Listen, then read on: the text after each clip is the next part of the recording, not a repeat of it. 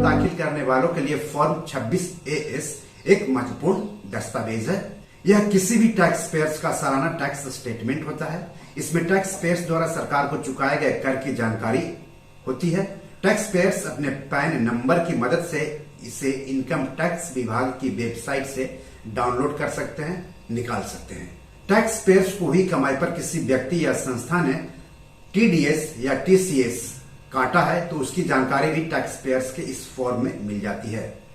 Tax payers अपनी आमदनी और टैक्स के बारे में इस फॉर्म की मदद से सही स्थिति जान सकता है। इसमें अगर टैक्स पेयर्स ने अधिक टैक्स चुका दिया है और वह उसका रिफंड फाइल करना चाहता है तो इस बारे में भी फॉर्म में जानकारी होती है। अगर टैक्स पेयर्स को किसी वित्त वर्ष में आयकर रिफंड मिला होता है तो इसमें उसका भी विवरण होता है। कर्मचारी को समय समय पर ट्रेसेस यानी कि TDS reconciliation analysis and correction enabling system की वेबसाइट पर फॉर्म 26AS चेक करने की जरूरत है। इसकी वेबसाइट है www.tdscpc.gov.in। अगर टैक्स पेयर्स के TDS से पैन नंबर जुड़ा हुआ है तो वह इस वेबसाइट पर टैक्स क्रेडिट स्टेटमेंट देख सकता है।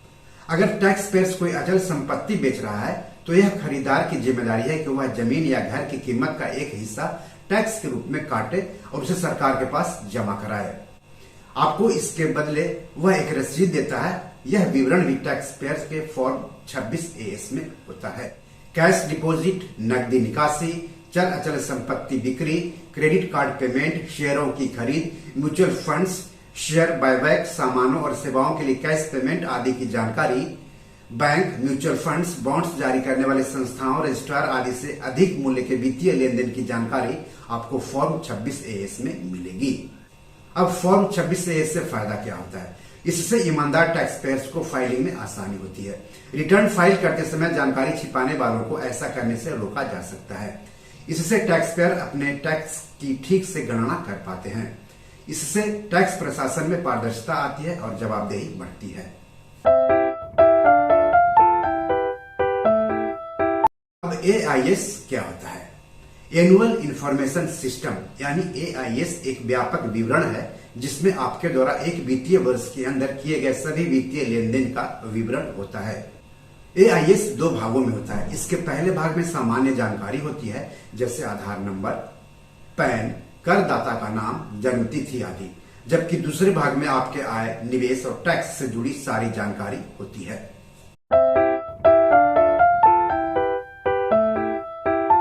अब ITR भरने का मतलब क्या होता है? इनकम टैक्स रिटर्न यानी ITR भरने का मतलब सरकार को अपनी आमदनी, निवेश और खर्च की जानकारी देना होता है। आयकर रिटर्न भरने के बाद अगर आप पर टैक्स देनदारी बनती है तो आपको केंद्र सरकार को कर चुकाना पड़ता है। अगर आप इनकम टैक्स रिटर्न खुद भर रहे हैं तो आपको यह पता होना चाहिए कि कितनी सालाना आमदनी पर सरकार कितना टैक्स लेती है।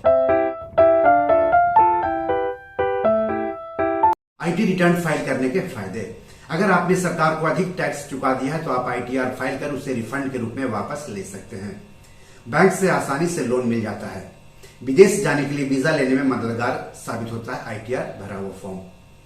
कारोबारी मौके दिलाने में भी मददगार होता है। अगर आप उद्यमी हैं, कोई उत्पाद बनाते हैं या कारोबारी हैं और सरकारी कंपनी को अपना प्रोडक्ट बेचना चाहते हैं तो आपके लिए ITR फाइल करना जरूरी है। समय पर रिटर्न फाइल किया तो जुर्माने से बचेंगे।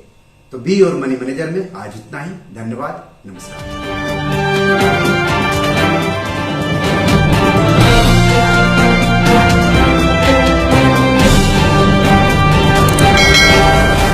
दोस्तों, ये मेरी 7 किताब है जो कि amazon.com पर पब्लिश है। आप इसे डाउनलोड करके पढ़ सकते हैं। इन किताबों के लिंक्स इस वीडियो के डिस्क्रिप्शन में दिए हुए हैं।